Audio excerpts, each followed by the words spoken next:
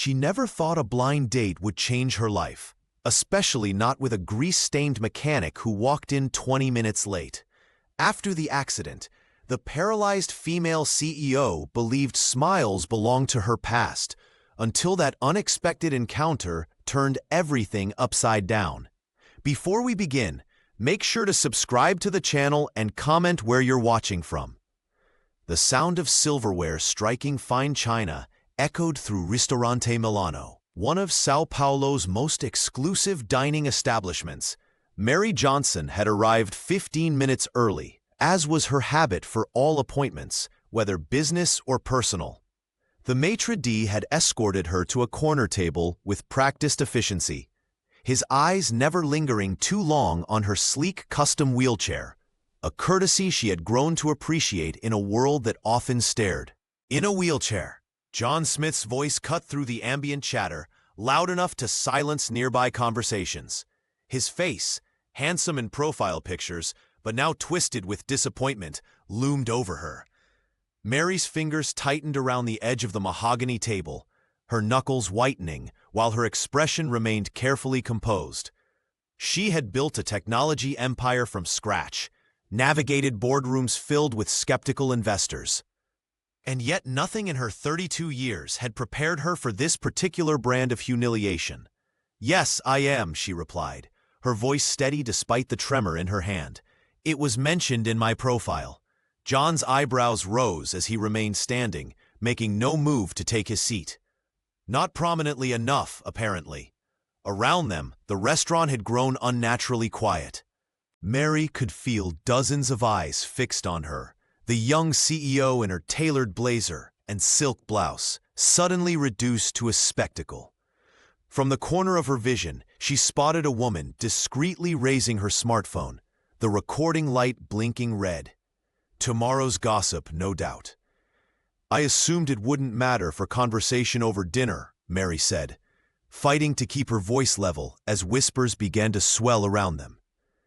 "Look," John said, leaning down slightly, though not enough to meet her eye level. "I'm sure you're very accomplished and all that, but this isn't what I signed up for. I don't date broken people." The word broken landed like a physical blow. Mary had faced discrimination before. Sidelong glances, patronizing tones.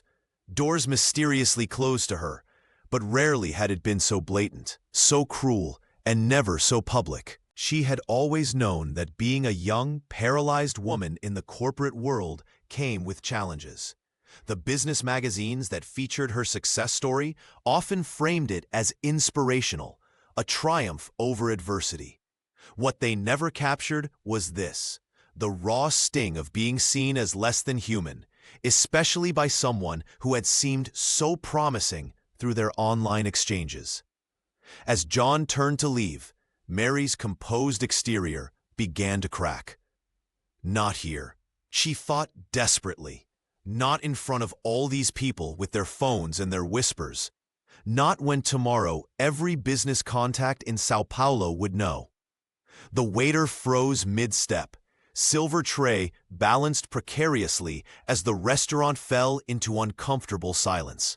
Around them, guests lowered their forks and leaned closer, their whispers creating a hissing undercurrent that slithered between tables. Mary Johnson straightened her back against her custom wheelchair, refusing to shrink despite the weight of dozens of eyes suddenly fixed on her. Her fingers smoothed an invisible wrinkle from her silk blouse, a gesture that masked the trembling she fought to control. "I didn't think I had to explain that," she said, her voice steady and low, carrying just far enough to reach John, but not so loud as to create more of a spectacle. "I'm here for a conversation. If you came for a fantasy, I'm not it." The chandelier light caught the diamond studs in her ears as she tilted her chin upward, a CEO's posture of quiet authority she'd perfected in countless boardrooms across São Paulo. But this wasn't a boardroom. Here, she couldn't control the narrative. John Smith's lips curled into a sneer. He adjusted his tie, making a show of standing taller, ensuring his voice would carry to every corner of the upscale establishment. "I thought I matched with Mary Johnson, the CEO, not some sympathy case," he announced with theatrical disappointment. His eyes swept the room, inviting others to join his cruel amusement. You should put that wheelchair in your profile pictures. Save everyone some time. The room buzzed with shock. A woman at a nearby table covered her mouth. Someone whispered, "Isn't that the Johnson heiress?"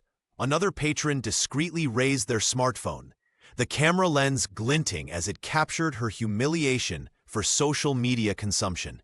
Mary's world contracted, the elegant restaurant with its marble floors and crystal glasses, fading until all that remained was a tunnel of staring faces and the burning sensation crawling up her neck. She'd faced boardroom sharks and hostile takeovers, but this public rejection stripped away her carefully constructed armor, leaving her exposed in ways her business acumen couldn't shield. Her fingers found the smooth metal rim of her wheelchair, the one she'd customized to be sleek and professional rather than medical-looking. The irony wasn't lost on her. She'd designed it to blend in, yet now it was all anyone saw. The waiter, finally regaining his composure, approached with an awkward, "Is everything all right?" But Mary barely heard him. She felt utterly alone in the crowded space, wounded not by John's rejection, but by the realization that to him, to perhaps everyone, she would always be defined first by what she couldn't do rather than by who she was. As Mary Johnson reached for her designer handbag, her fingers trembling slightly despite her composed exterior, the restaurant's hushed whispers seemed to grow louder. The weight of dozens of stares pressed against her shoulders, making her custom wheelchair feel suddenly conspicuous under the elegant lighting. She had faced boardroom battles and corporate takeovers, but this public humiliation cut deeper than any business challenge ever had. A new voice suddenly cut through the tension, calm, steady, and gentle. "Excuse me," the voice said, belonging to a man Mary had never seen before. Robert Brown stood at the entrance, his well-worn denim jacket and dusty work boots a stark contrast to the upscale Sao Paulo restaurant's marble floors and crystal chandeliers. Unlike the other patrons who gawked at the spectacle, his eyes were fixed solely on Mary, not with pity but with a quiet dignity that seemed to part the sea of judgment around her. The mechanic walked with purpose across the restaurant, his movements unhurried yet deliberate. A smudge of engine grease still clung to his wrist, evidence of a workday that had likely ended just moments ago. The other diners watched in confusion as this stranger, so clearly out of place among their designer attire, approached the Paralyzed CEO's table. Robert reached Mary's side and quietly positioned himself between her and John Smith, creating a protective barrier without making a show of it. He rested a reassuring hand on the back of her wheelchair, not presumptuous enough to touch her directly, but close enough to signal his support. "Are you ready to go?" he asked softly, his voice just loud enough for her to hear. There was no expectation in his tone, no demand, just a simple offer of escape. Mary looked up at him, confusion momentarily replacing the humiliation in her eyes. The stranger's presence seemed to ground the spinning chaos of the room, like a lightning rod absorbing the electric tension that had built up around her. Robert's expression remained steady, patient. He didn't fidget under her scrutiny or glance nervously at the crowd. His focus remained entirely on her, as if the opinions of everyone else in the restaurant were completely irrelevant. In that moment, surrounded by Sao Paulo's elite in a restaurant where a single meal cost more than what this man likely earned in a day, Mary felt something she hadn't experienced in years. The simple dignity of being seen as a person first, not as a wheelchair, not as a CEO, not as a spectacle. Suspicion flickered in Mary's chest as she studied the stranger who had appeared so suddenly. Was this another cruel joke? Some accomplice to John's public humiliation? The restaurant had fallen eerily quiet, with only the soft clink of silverware and hushed whispers filling the tense silence. Mary Johnson had spent years reading people's intentions. It was how she'd climbed to the top of the corporate ladder, despite her disability. And now, she scrutinized Robert's face for any hint of mockery. But what she found instead surprised her. Robert Brown's gaze was unwavering and warm, his eyes meeting hers directly without sliding awkwardly to her wheelchair as most people's did. There was no pity there, just genuine concern. The mechanic stood patiently, waiting for her decision, his worn denim jacket and dusty boots starkly out of place among the restaurant's crystal glasses and white tablecloths. "Yes," she finally said, giving a small, hesitant nod. In that moment, Mary realized she trusted this stranger more than the crowd of Sao Paulo elites she'd known her whole life, people who had smiled to her face while whispering behind her Mac. Robert positioned himself beside her custom wheelchair, his movements careful but not patronizing. He didn't grab the handles without permission or take control, simply waited until she indicated she was ready. Turning toward John, who still stood with a smug expression plastered across his face, Robert's voice cut through the restaurant's tension. "She deserves better," he said, the words simple but delivered with such quiet conviction that they seemed to echo off the marble floors. There was no shouting, no dramatic confrontation, just 4 words that carried the weight of dignity. Without another word, he slowly guided Mary's wheelchair toward the door. Matching his pace perfectly to hers, the young CEO kept her head high, refusing to show how deeply John's words had wounded her. Every eye in the establishment followed their departure, phones lowered, as if the viewers suddenly felt ashamed of their voyeurism. As they moved through the restaurant, Mary caught glimpses of expressions shifting from morbid curiosity to something more complex. Perhaps respect, perhaps shame. The waiter who had served her earlier stepped aside, getting a small nod that felt like an apology. Their departure was a silent rebuke to cruelty, more powerful than any shouted defense could have been. The soft whir of her wheelchair wheels against the polished floor seemed to grow louder in the stunned silence, marking each inch of progress toward the exit and away from the humiliation that had unfolded moments before.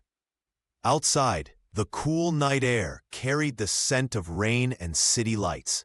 Mary felt the tension draining from her shoulders, relief mingling with disbelief as the chaos of the restaurant faded behind her. The sounds of Sao Paulo traffic replaced the whispers and stares that had surrounded her moments ago, offering a strange comfort in their anonymity. Robert Brown released her wheelchair once they reached the sidewalk, stepping to the side with a respectful distance. His movements were careful but not patronizing, a distinction Mary had become acutely aware of since her accident. "Sorry to interrupt," he said quietly, his voice carrying a gentle timbre that matched his demeanor. "I just couldn't stand by and watch." Mary studied him properly for the first time, his honest, grease-stained face bearing the marks of a day's hard work, tired eyes that somehow still managed to convey warmth. His denim jacket was worn at the elbows, and his boots had seen better days. Yet there was a dignity in his posture that many of the well-dressed patrons inside the restaurant had lacked. "You didn't have to do that," she said, though gratitude colored her words. The mechanic shrugged, a small smile playing at the corner of his mouth. "Some things you just do because they're right." A taxi rushed past, splashing through a puddle near the curb. Robert instinctively moved to shield her from the spray, though it fell short of them both. The gesture wasn't lost on Mary. This stranger had shown more consideration in 2 minutes than her blind date had in their entire interaction. "I'm Mary," she offered, suddenly realizing they hadn't been properly introduced despite his rescue.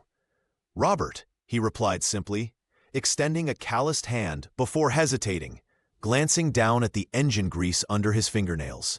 Mary reached out and took his hand anyway, feeling an unfamiliar warmth bloom in her chest. His grip was firm but gentle, and for a moment she forgot about being Mary Johnson, the CEO, or Mary, the woman in the wheelchair. She was just a person, connecting with another person on a sidewalk in Sao Paulo. "Thank you," she said, the words carrying more weight than their simplicity suggested. Robert nodded, understanding passing between them without need for elaboration. The city continued to move around them, indifferent to the small moment of humanity unfolding on its streets. Yet for Mary, something fundamental had shifted in her world.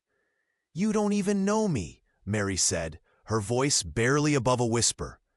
The cool evening breeze carried her words away almost as soon as they left her lips. She gripped the wheels of her chair, fingers tensing against the smooth metal. Robert Brown stood before her, his denim jacket catching the glow of the street lamps. Grease stains marked his sleeves, evidence of an honest day's work. He shrugged, his shoulders rising and falling with a simplicity that disarmed her. "Didn't need to," he replied, the corners of his eyes crinkling slightly. Something unexpected happened then. A laugh slipped from Mary's lips. It startled her, this sound she barely recognized as her own. Not the polished, practiced laugh she used in boardrooms across São Paulo, but something raw and genuine. Shocked, surprised, and real. "Thank you," she said, the words carrying more weight than she'd intended. In the corporate world she navigated daily as CEO, gratitude was often transactional, expected. This felt different, unearned, yet freely given. The mechanic smiled, a warm expression that transformed his tired face. "I'm Robert," he said, extending a callous hand. After a moment's hesitation, Mary took it, feeling the rough texture of his palm against her smoother one. "Mary Johnson," she replied, instinctively using her full name as she would in business introductions. "Just Mary is fine," he said, as if sensing her formality. "Unless you prefer Ms. Johnson?" She shook her head, finding herself drawn to his directness. "Mary is good." A taxi rushed past, its headlights briefly illuminating them both. In that flash, Mary caught the kindness in Robert's eyes. Not pity, not curiosity about her wheelchair, just simple human connection. "Can I help you get somewhere safe?" he asked, gesturing vaguely toward the busy street. "Or call someone for you?" Mary considered her empty apartment waiting across town, the stack of contracts on her desk, the messages from board members who wanted numbers but never asked how she was doing. "Actually," she said, surprising herself, "I could use some fresh air after all that." She gestured back toward the restaurant where John Smith had humiliated her minutes ago. Robert nodded, understanding without requiring explanation. He stepped slightly to the side, not behind her chair to push it, a small gesture that acknowledged her independence. For the first time in years, Mary felt a crack appear in the wall she'd built around her heart. Not from grand gestures or practiced charm, but from the simple dignity of being seen as a person first. As they moved away from the restaurant together, the night somehow felt less cold, less lonely than it had before. "I didn't get to eat," Mary admitted, her stomach betraying her nerves with an audible growl. She immediately felt her cheeks flush with embarrassment, but instead of judgment, she found warmth in Robert Brown's eyes. Robert grinned, glancing back at the upscale São Paulo restaurant, where moments ago she'd been humiliated. "Doesn't look like you missed much," he said with a gentle shrug. "Those fancy places serve more garnish than actual food anyway." The mechanic shifted his weight, his worn denim jacket catching the glow of the street lamps.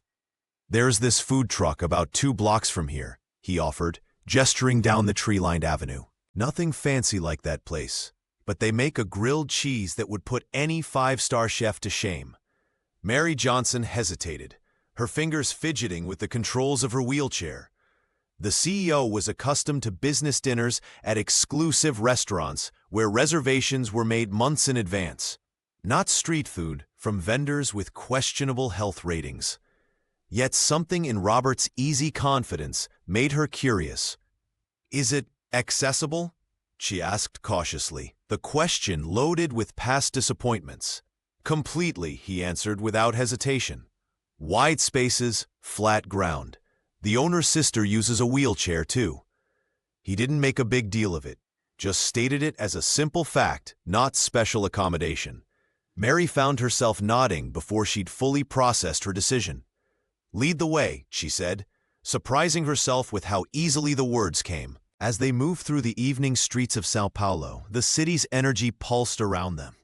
Couples strolled hand in hand, street musicians played soulful bossa nova, and the scent of coffee and spices drifted from open cafe windows. For once, Mary didn't feel like people were staring at her wheelchair. She was just another person enjoying the night. "So what do you do when you're not rescuing women from terrible dates?" she asked.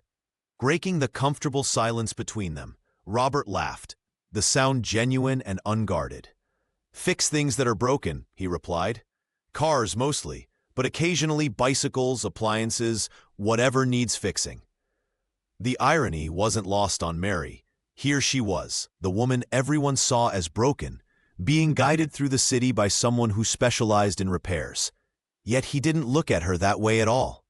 For the first time in a long time, she chose to follow, not out of fear or obligation, but because she wanted to. The realization was as freeing as the cool evening breeze against her face. They found a humble food stall nestled between two buildings, its weathered wooden counter illuminated by strings of yellow bulbs that swayed gently in the evening breeze. The rich aroma of garlic, roasted meat, and spices wafted through the air, creating an invisible cloud of comfort that enveloped everyone nearby. Mary Johnson inhaled deeply, surprised by how quickly the tension from the restaurant incident was melting away. Families crowded around mismatched plastic stools, their laughter rising above the sizzle of cooking food. Children chased each other between tables, while elderly couples shared plates with practiced coordination. Here, the chaos of Sao Paulo felt distant, replaced by a simple, unpolished joy that felt more genuine than anything in the upscale restaurant they'd fled. "This is where the real food is," Robert said, his eyes crinkling at the corners as he navigated her wheelchair to a small table the vendor had quickly cleared for them. "Trust me on this one." Mary watched as he ordered with easy familiarity.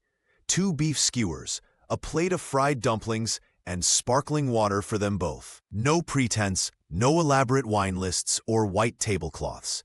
Just food meant to be enjoyed. When their order arrived, a young server stumbled slightly, splashing brown sauce across Mary's cream-colored shoe.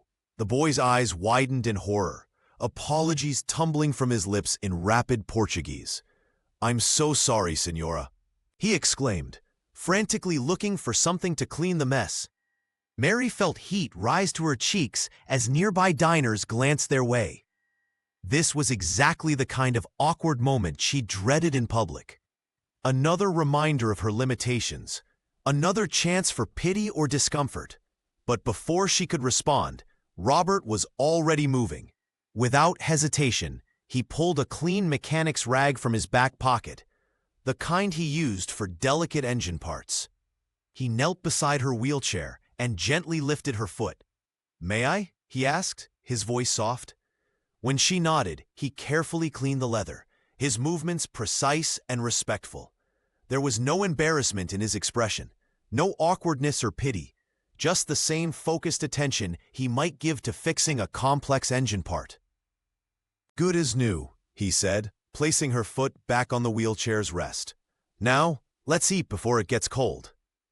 The young server returned with extra napkins, looking relieved when Robert smiled and waved away his continued apologies.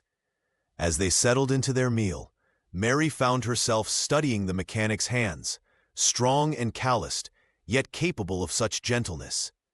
For the first time in years, she felt a flutter of something unexpected stirring in her chest.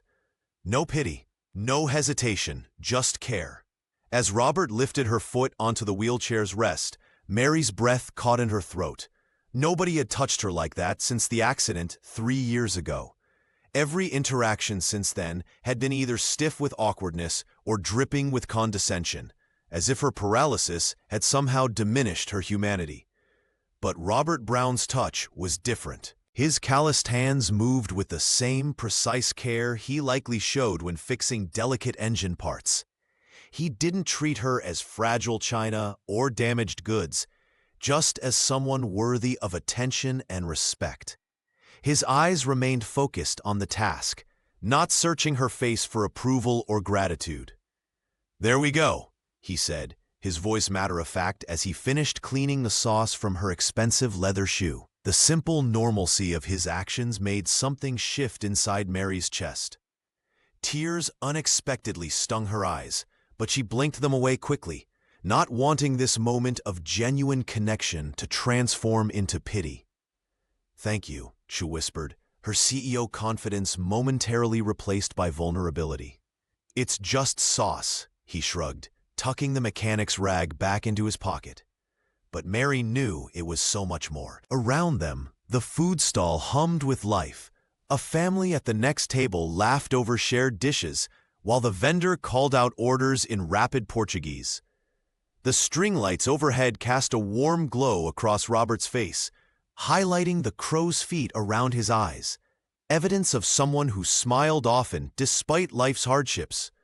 Mary studied him, this stranger who had stepped into her carefully controlled world and somehow made it warmer. In São Paulo social circles, she was used to calculating gazes that assessed her worth, her disability, her family connections. But the mechanic looked at her with refreshing directness, seeing Mary Johnson the person, not the paralyzed CEO or the daughter of influence. "You're staring," Robert said with a gentle smile, no accusation in his tone. "Sorry," Mary replied, feeling a blush warm her cheeks. "I'm just not used to." She gestured vaguely between them, unable to articulate how his simple act of kindness had cracked something open inside her. "People being decent?" he finished for her, reaching for his sparkling water.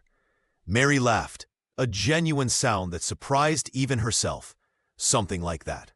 The night air carried the scent of grilled meat and city rain, and for the first time in years, Mary felt something unfamiliar bloom in her chest. Possibility. For a moment, the bustling sounds of São Paulo faded into the background, and Mary Johnson truly saw Robert Brown, not just as a stranger who had rescued her from humiliation, but as a human being with depth and kindness in his eyes. The warm glow from the food stall's string lights softened his features, highlighting the gentle creases around his eyes that appeared when he smiled. He looked at her not as a spectacle or a burden, but simply as a person worthy of respect and attention, making her feel whole for the first time since her accident. "You should eat before it gets cold," Robert said, gesturing toward the steaming plate of dumplings with a casual wave of his hand. "Trust me, they're not nearly as good when they cool down." Mary hesitated, then picked up one of the dumplings. The simple act felt strangely intimate, sharing a meal with someone who expected nothing from her, neither pity nor performance. As she took the first bite, something shifted inside her. The explosion of flavors, garlic, ginger, and the richness of the filling was more than just nourishment. It represented a freedom she hadn't felt in years, a moment untethered from boardrooms, expectations, and the weight of being the paralyzed CEO everyone whispered about. "This is incredible," she admitted, surprised by the genuine pleasure in her voice. When was the last time she had allowed herself to enjoy something so simple? The mechanic smiled, a hint of pride crossing his face. "Told you, best hidden spot in the city." Around them, families chatted and laughed. Street vendors called out their wares, and the evening breeze carried the scent of spices and city life. Yet in their small corner, beneath the yellow bulbs, time seemed to slow. Mary found herself relaxing, her shoulders dropping from their perpetually defensive posture. "How did you find this place?" she asked, reaching for her sparkling water. "Fixed the owner's delivery truck a few years back," Robert explained, wiping his hands on a napkin. "He couldn't pay much, so he offered me free meals instead. Been coming here ever since." The simplicity of the exchange touched Mary deeply. In her world of contracts and corporate negotiations, such straightforward kindness had become rare. Sitting there in her custom wheelchair, surrounded by the honest warmth of street food and gentle conversation, Mary felt something she had almost forgotten. She felt seen and alive, not as a CEO or a disability, but simply as herself. The days that followed were marked by quiet, ordinary moments that slowly stitched themselves into something extraordinary. Mary Johnson found herself looking forward to Robert's text messages, each one bringing a smile she thought she'd forgotten how to wear. They met for afternoon rolls through Ibirapuera Park, where sunlight filtered through the trees and painted dappled patterns across her wheelchair. "I never do this," she admitted one day as Robert pushed her along a path bordered by flowering trees. "Just exist outside without a schedule." The mechanic smiled, his calloused hands gentle on the handles of her chair. "Sometimes the best moments aren't planned," he replied. They discovered a shared love for street food, sampling pastéis from different vendors across São Paulo neighborhoods. Mary, who had grown accustomed to sterile business lunches and formal dinners, found herself laughing as cheese dripped down her chin at a bustling feira. Robert handed her a napkin without comment, without pity, just the simple courtesy one person offers another. Sometimes they met by chance. Mary spotted him helping an elderly woman change a flat tire outside her office building. Another time, Robert looked up from under the hood of a car to find her waiting outside his garage with 2 cups of coffee.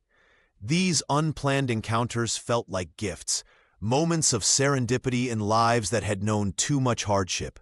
Other times, they deliberately sought each other out. "There's a street festival in Vila Madalena tonight," he'd text. Or she would call, "I have 2 hours before my next meeting. Lunch?" Slowly, a rhythm developed between them. Each encounter added a new thread to a delicate bond forming between CEO and mechanic. Mary found herself sharing stories she'd never told anyone. About the accident that took her mobility, about the father whose protection felt more like a cage, about dreams she'd abandoned. Robert listened without judgment, offering his own truths in return. About dropping out of university to care for his sick mother. About the sister whose child he helped raise. About finding dignity in work others looked down upon. One evening, as they watched street performers in the old downtown, Mary realized something had shifted inside her. The walls she'd built so carefully were coming down, brick by brick. She was letting her guard down, rediscovering parts of herself she thought lost forever. "What are you thinking about?" Robert asked, noticing her silence. Mary smiled, feeling the evening breeze against her face. "That I'm not just surviving anymore," she said softly. "I think I might be living." The soft melody of a street violinist wafted through the evening air as Mary Johnson and Robert sat beneath the warm glow of an old lamppost.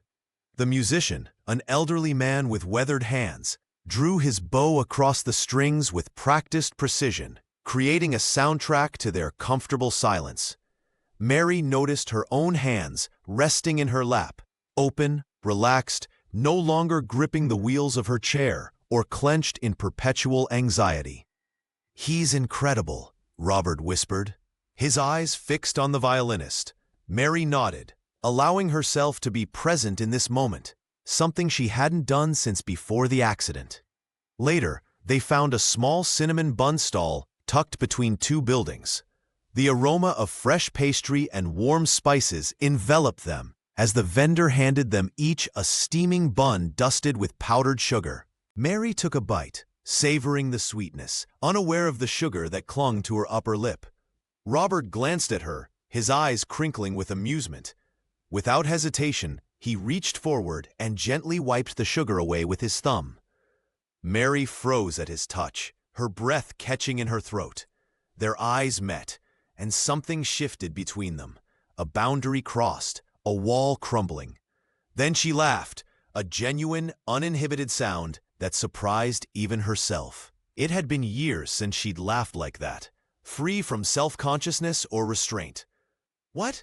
Robert asked, smiling but confused by her sudden mirth. "With you, it doesn't feel like pity," Mary admitted, her voice soft but steady. "Everyone else treats me like I'm made of glass, or worse, like I'm broken. But you just see me." The mechanic's expression softened, his calloused hand finding hers. "Because there's nothing to pity," he said simply. "I just see Mary." That night, after Robert had walked her to her apartment door and bid her good night with a gentle squeeze of her hand. Mary wheeled herself to her desk. She pulled open the bottom drawer, removing a dust-covered sketchbook she hadn't touched since before the accident. Her fingers trembled slightly as she opened it. Past drawings staring back at her like ghosts of a former life. She turned to a fresh page, picked up a pencil, and began to draw for the first time in years. The lines were hesitant at first, then grew more confident as the image took shape. A man in a denim jacket, standing beneath a street lamp, listening to a violin with his eyes closed and his soul open. The charcoal pencil moved with purpose across the thick paper as Mary's fingers remembered their old rhythm. The sketchbook, untouched since before her accident, now balanced on her lap as she captured Robert Brown in perfect stillness. He stood beneath the amber glow of a São Paulo streetlight, sleeves rolled up to his elbows, muscles tensed as he helped a stranger repair a bicycle chain. His face wore that expression of quiet concentration she'd come to cherish. Brows slightly furrowed, lips pressed together, completely absorbed in solving the problem before him.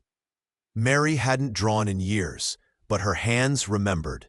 Each stroke captured his essence, not just his appearance, but the gentle strength that radiated from him. The way his shoulders curved protectively over his work, how his fingers moved with surprising delicacy despite their roughness. She added shadows that highlighted the contours of his face, worn by years of hard work, yet somehow still soft when he smiled. When she finally showed him the drawing, Robert's reaction was worth every moment. His eyes widened, fingers hovering over the paper without touching it, afraid to smudge her work. "No one's ever drawn me before," he admitted, voice thick with emotion. "Is this really how you see me?" Mary nodded, suddenly shy. "It's exactly how I see you." The following weekend, they ventured to a neighborhood festival near his garage. The streets were alive with music, the air rich with the scent of street food and laughter. Robert guided her wheelchair with care through the crowds, finding the perfect spots where she could see everything. They shared cotton candy, cheered for street performers, and for hours, Mary forgot about board meetings and corporate politics. She was simply herself, laughing freely for the first time in years. As evening approached and the festival lights twinkled against the darkening sky, Robert disappeared briefly into a flower stall. He returned with a modest bouquet of wild daisies, their white petals simple yet perfect. When he handed them to her, Mary noticed a small note tucked between the stems. Her fingers trembled slightly as she unfolded it, reading the words he'd written in his neat, mechanical script. "You deserve to be seen as you, not as a chair." The simplicity of the message struck her heart with unexpected force. In São Paulo's endless social circles, she'd been reduced to her disability or elevated to an inspiration story. But Robert saw beyond both extremes. He simply saw Mary. The daisies rested in her lap as she looked up at him, words failing where emotions overflowed. Mary's tears fell silently down her cheeks, each drop carrying years of being seen as anything but herself. The note in her hands trembled slightly as she read it again. "You deserve to be seen as you, not as a chair." Such simple words, yet they pierced through every wall she had built around her heart. "I've been admired for my business acumen," she whispered, her voice barely audible over the gentle evening breeze. "Pitied for my condition, obeyed because of my family name, but nobody has ever just seen me." Robert Brown reached out, his calloused fingers gently wiping away a tear from her cheek. Unlike others who treated her with awkward caution, his touch was natural, unafraid. The mechanic's hands, rough from years of labor, moved with a tenderness that made her breath catch. "That's their loss," he said simply, his eyes reflecting the warm glow of São Paulo's evening lights. "Because Mary Johnson is pretty amazing." She laughed softly, the sound surprising her. When was the last time she had laughed without calculation, without wondering how it would be perceived? In board meetings, her laughter was measured, strategic. Here, sitting beside Robert on a weathered bench in a quiet corner of the city, it was just real. The daisies rested in her lap, humble flowers that somehow meant more than all the expensive bouquets that had ever graced her apartment. She touched a petal, marveling at how something so simple could feel so significant. "You know," she said, "before my accident, I used to think I knew what mattered. Success, recognition, building something bigger than myself." She looked up at the darkening sky. "Now, I'm not sure anymore." Robert didn't rush to fill the silence with platitudes or advice. He simply listened, his presence steady beside her wheelchair. "Maybe what matters changes," he finally offered. "And that's okay." As night fell over the city, Mary leaned her head against his shoulder, feeling the solid warmth of him. The scent of motor oil still clung faintly to his clothes, and somehow that was more comforting than any designer cologne. She didn't know where their story would lead. The CEO in her wanted a 5-year plan, projections, guarantees, but for once, she silenced that voice.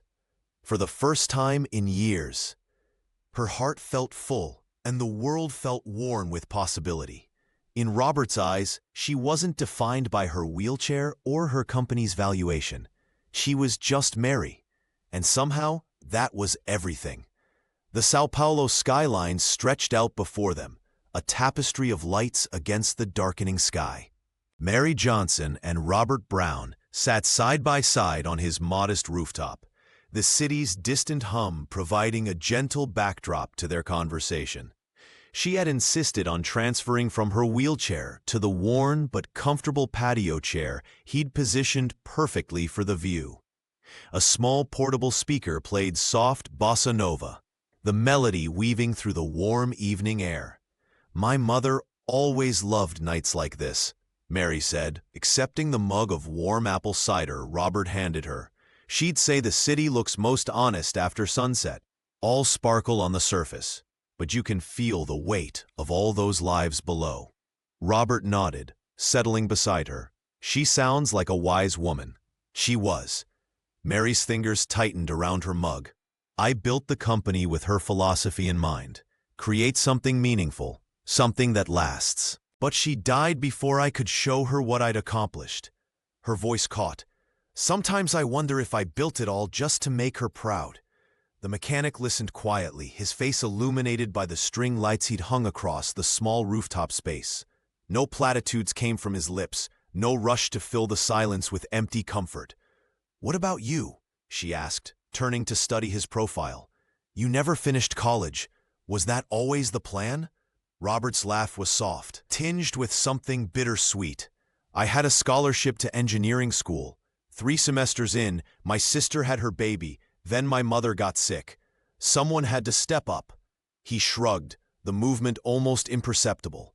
"Dreams are nice, but family comes first." Mary reached for his hand, her CEO confidence momentarily replaced by tender uncertainty. "You gave up everything." "Not everything," he countered, his calloused fingers gently squeezing hers. "Just traded one path for another." They sat in comfortable silence, sipping cider as the city's lights blurred through the tears Mary didn't bother hiding. For the first time, she felt no need to maintain the polished facade she showed the world. With Robert, she could simply be. "We're quite the pair," she finally whispered, "both carrying worlds on our shoulders." Robert's smile was gentle as he brushed a strand of hair from her face.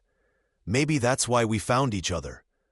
Their pain and love intertwined beneath the quiet sky, 2 souls recognizing in each other what the world had missed: strength disguised as sacrifice, beauty hidden in broken dreams. The evening sky was painted in hues of amber and gold when Robert Brown texted Mary, "I have a surprise. Wear something comfortable." Mary Johnson smiled at her phone, curiosity piqued. Their connection had deepened over the past weeks, each moment together revealing new layers of understanding between them. When Robert arrived at her apartment, he seemed nervous, fidgeting with his keys. "Remember that stone bridge you mentioned? The one near Ibirapuera Park? He asked. Mary's eyes widened. She had mentioned it only once, during a late-night conversation about places that held meaning in her life. You remembered that? She asked, touched by his attentiveness. Of course I did, the mechanic replied with a gentle smile. You said it was where your mother used to take you before she got busy with work, that you'd never been back since the accident. The drive through Sao Paulo's evening traffic was filled with comfortable silence. Mary watched the city lights blur past her window, feeling a warmth spread through her chest. When they arrived, Robert carefully helped her from the car into her wheelchair, his movements practiced and respectful. The old stone bridge stood illuminated by soft pathway lights, its arches reflected in the dark water below. Mary's breath caught in her throat. I never thought I'd see it again, she whispered, emotion making her voice tremble. May I? Robert asked, positioning himself behind her chair. She nodded, and he began pushing her across the cobblestones, his hands steady and sure. Halfway across, they stopped. The city sounds seemed distant here, replaced by the gentle lapping of water against stone.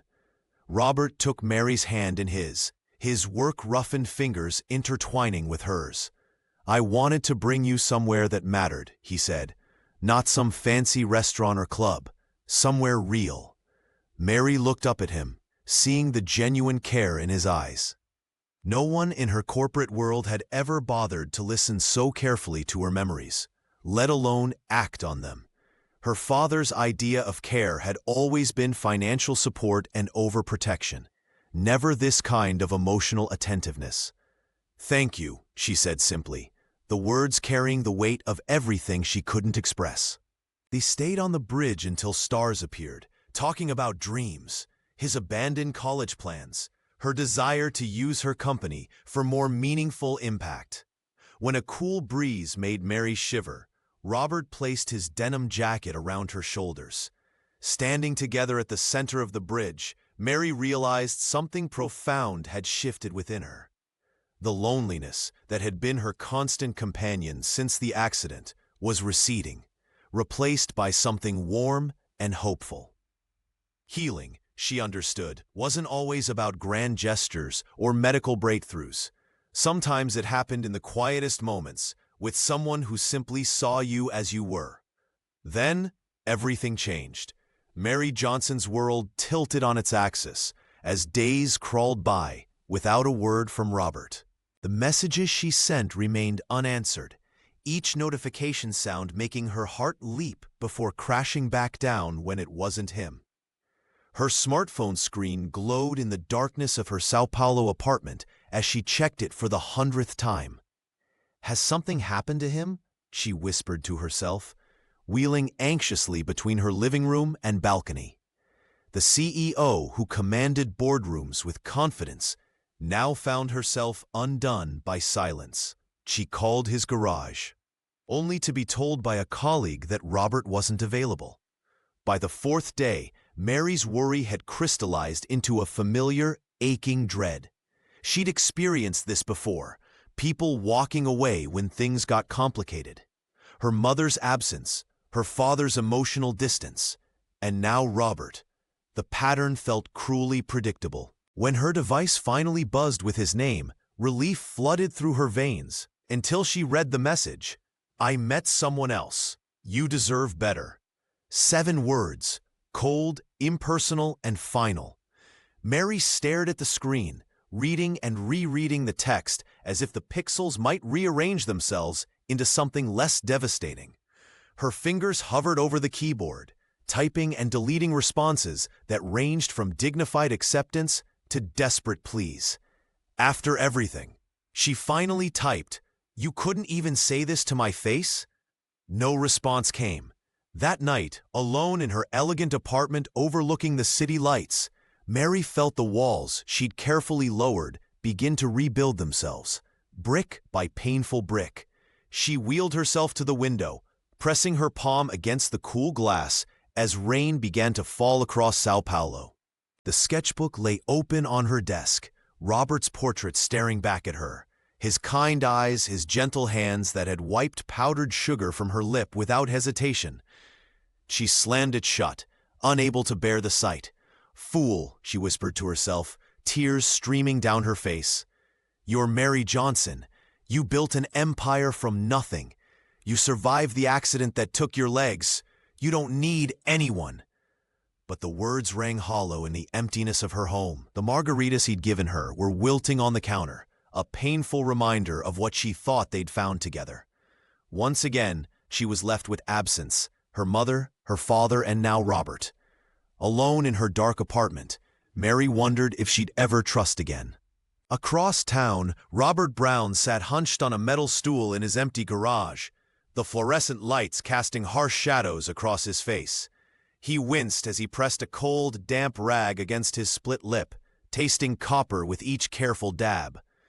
His ribs throbbed beneath his stained work shirt, purple bruises blooming where expensive leather shoes had connected with his torso.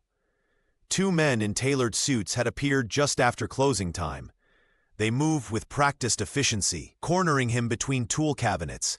"Mr. Johnson sends his regards," the taller one had said, voice as smooth as the silk tie around his neck.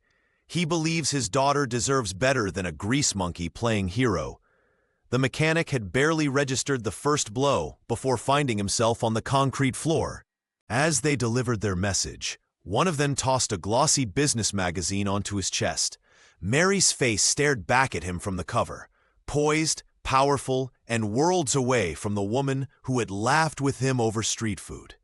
Mary Johnson, youngest female CEO in Brazil's tech sector, the man had recited, adjusting his cufflinks. "Worth more than you'll earn in 10 lifetimes. Walk away, mechanic. This isn't a suggestion." Robert's fingers trembled as he reached for his phone, scrolling through their messages. All those moments they'd shared, the street violinist, the cinnamon buns, the quiet evenings on his rooftop, suddenly felt like a cruel joke. Not because of who she was, but because he'd been naive enough to believe someone like him could be part of her world. He typed and deleted a dozen messages before settling on the cruelest words he could muster. "I met someone else. You deserve better." The truth would only make her fight for him, and he couldn't bear the thought of her facing her father's wrath because of his presence in her life. The device clattered onto the workbench as he buried his face in calloused hands. The garage felt emptier than ever. The tools and parts that had always brought him comfort, now just cold reminders of the gulf between their worlds. The simple joy they'd found together, walking across that stone bridge, her smile when he'd given her wildflowers. All of it had to end. Robert convinced himself this was protection, not cowardice. Mary had already lost so much. He wouldn't let her lose her family and security for a mechanic with nothing to offer but a battered heart and honest hands. The cruelest kindness he could give was letting her go.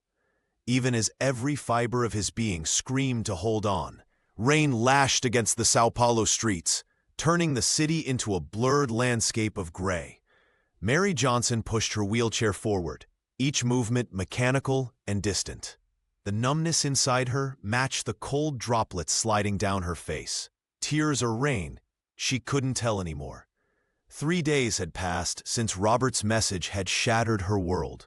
The city that once felt full of possibility now seemed hollow, its streets mere reminders of what she'd lost. Without conscious thought, her hands guided her wheels toward the familiar route to his garage. "What am I even doing?" she whispered to herself, but continued moving forward, drawn by something deeper than logic.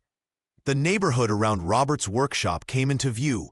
Modest buildings, puddles reflecting neon signs, the scent of motor oil somehow cutting through the rain. Mary paused at a crossing, her mind replaying their last moments together on the rooftop. The traffic light changed, and she began to move forward when her wheel caught in a sidewalk crack.